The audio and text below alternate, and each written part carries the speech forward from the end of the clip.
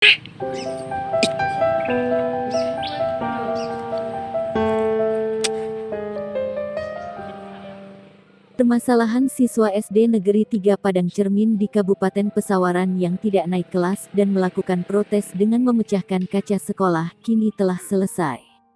Penyelesaian masalah tersebut dilakukan melalui rapat mediasi yang dihadiri pihak Dinas Pendidikan dan Kebudayaan Kabupaten Pesawaran.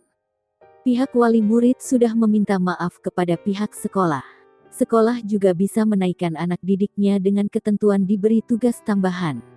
3 Padang Cermin memohon maaf kepada semua pihak, baik itu dari SDN 3 Padang Cermin maupun dari pihak dinas dan kepada pihak-pihak yang berwajib.